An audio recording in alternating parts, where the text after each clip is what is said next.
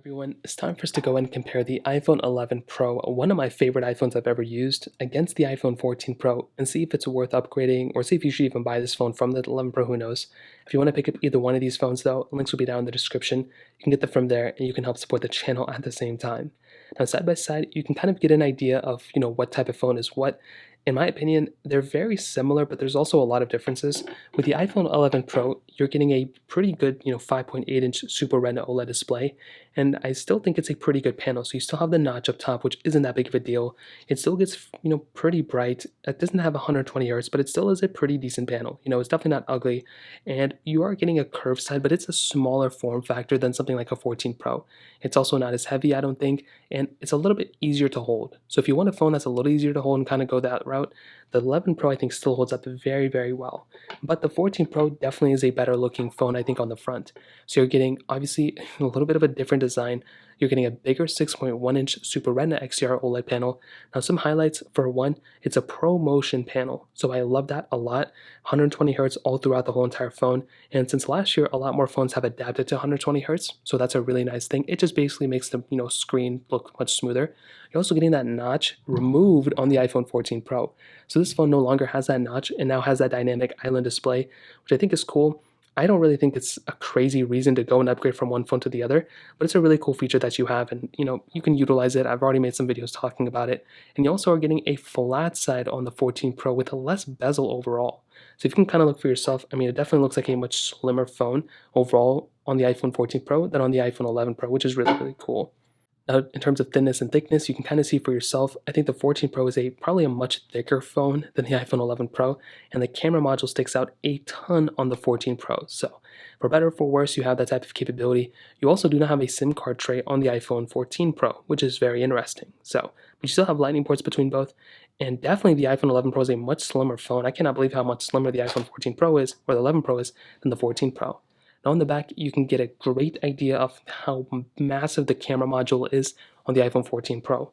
So you can see for yourself, they have the same type of camera array. So they have a wide, ultra-wide, and telephoto lenses, but the camera modules are much bigger on the 14 Pro. I have no idea why Siri went off, but you're definitely going to be getting a much better camera setup on the iPhone 14 Pro for sure, and you're getting that LiDAR sensor too. Now we get frosted glass backs on both, but I kind of always felt like the 11 Pro's frosted glass back was different. And believe it or not, these are the gold colors of both. These look like completely different colors. I don't even know what they were trying to do, but I would probably say the 11 Pro's gold is more brown, but it is what it is. MagSafe capability on the 14 Pro, emergency SOS satellite mode on the 14 Pro as well. You are getting wireless charging and IP certification on both as well, but that is a really cool thing that we have on the iPhone 14 Pro, in my opinion. So in terms of that kind of covers it up there. Now, in terms of software and longevity, this is probably one of the bigger differences between both. So with something like the iPhone 11 Pro, this phone, it came out in 2019. So it's not the newest phone of all time, but I will say from some things that Apple's been doing with some of the features they've been adding with their iOS devices, I think they've been doing a pretty decent job at supporting the iPhone 11 Pro with features. So I do think in the next coming probably months and years, I think this phone is still going to be supported for quite a bit of time, but I also think it's going to get a lot of the features that are going to be coming out for the next several iPhones. So I hope that ends up happening. I know with iOS 16, Apple's stripped down a bunch of features on the iPhone 10s. Hopefully that does not happen with the iPhone 11 Pro. We really don't know. But with the iPhone 14 Pro, this phone has it all. This phone is going to last a long time. It's going to maintain the most amount of features, and it's going to be future-proof for a while too. I don't think the dynamic island display is going anywhere anytime soon. So because of that, it might make a little bit more sense to just buy a phone like this to future-proof yourself, but the choice is yours. So now let's go and do a speed comparison between both. The iPhone 11 Pro has that Apple A13 bionic chip inside of it with 4 gigabytes of RAM. Well, the iPhone 14 Pro has that Apple A16 bionic chip inside of it with 6 gigabytes of RAM. So let's go and see which one is the fast one between both. Okay, there we go. All the apps are cleared out in the background. Now the camera module on the 14 Pro is so big it like wobbles the phone. Let's get into phone calls 3, 2, 1. The 14 Pro is here, 11 Pro is here. Let's get into music 3, 2, 1. Okay, about the same thing. Let's go and get into health 3, 2, 1. And these phones are up to date, by the way. The 16.1 update is on here. We still have 16.0.1 here. Settings 3, 2, 1. Okay, same thing. Podcast 3, 2, 1. Okay, I believe the 14 Pro is the faster one there. So their app stores 3, 2, 1. And you can see for yourself the 14 Pro, I believe, is the faster one, but we did get into 2 different pop-ups. Now scrolling through, don't know why I didn't scroll here. You can kind of see for yourself. I mean, both are very fast and both are very smooth, but I don't really think one is like the way smoother one here. Let's go into clock, 3, 2, 1. Okay, let's go and hop out of here. Let's go into camera, 3, 2, 1.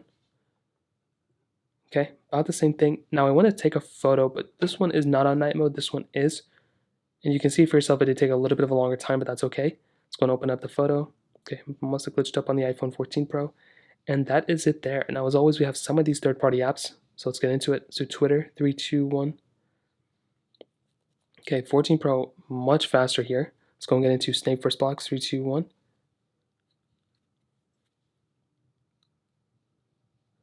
Okay, 14 Pro is the faster one here. Let's go into Netflix, 3, 2, 1. Okay, 14 Pro is faster. Thank you, 3, 2, 1. And you can see for yourself, the 14 Pro I think is the faster one. Facebook, 3, 2, 1. Okay, 14 Pro again is faster. Stack, 3, 2, 1.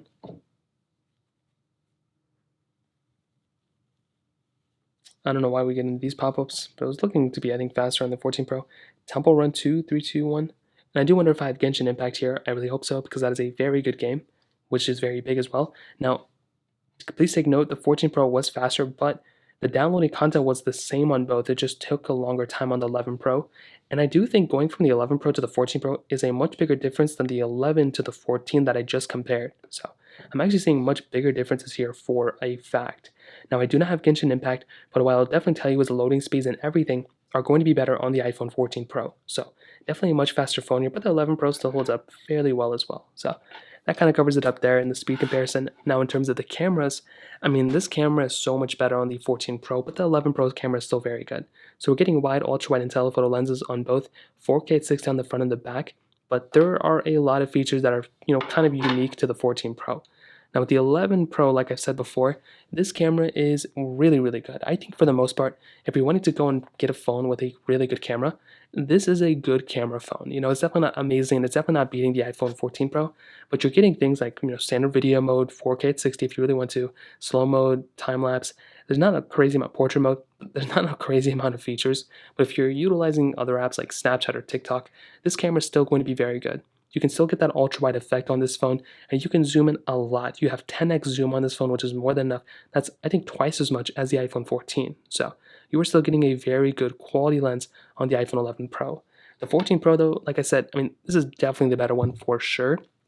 I do think with a phone like this, you're going to be set for a very long amount of time. So with this phone, you're getting photo mode, portrait mode as well, panorama mode, but you're getting cinematic mode, which is really cool. So this is going to go ahead and give you a little bit more of a blurred out effect. It's like portrait mode for video, which is really cool. So you can do cinematic mode now at 4K at 60, and you're also getting a new thing called action mode, which is like a stabilized version of the videos you're making. So this is definitely a solid phone for sure. And it's definitely going to be probably one of the better cameras of this year. So definitely the 14 Pro's battery life is better, and the camera is better as well. So this kind of takes us to the end of the video. And to be honest, I think the iPhone 14 Pro is probably the better phone. I mean, it's quite obvious. It's a faster phone. It's better looking. It's going to be more future-proofed. It has better performance, better battery life, better cameras. I mean, this phone has it all. It has a ton of features, ProMotion display, and yeah, if you have the money, I would recommend going for it. But I do think the 11 Pro is still a good phone. Like, if you have this phone, I would probably recommend keeping it. I would probably recommend keeping it at the very minimum until the 14 Pro start coming in the used market, probably around December to February. They'll probably start going in the used market a little bit more. You can probably scoop them up for like $850 to $900, probably more like $900 to $950, but they'll still be much cheaper in the used market than brand new. But if you are wanting to upgrade, I think going from an iPhone 11 Pro to an iPhone 13 Pro is also a monumental upgrade as well. So you also have that choice. I would always recommend that phone. I'm probably going to keep mine for a little bit longer than usual, but this is a very good phone. I'd recommend keeping it if you can, but go for the 13 Pro or the 14 Pro. So that kind of covers it up. If you have any other thoughts or questions, let me know in the comment section below. Hit the like button, that would mean so much, but definitely hit that subscribe button. More importantly than everything else, I love every single one of you guys. Hopefully I'll catch you guys in the next video. Peace out.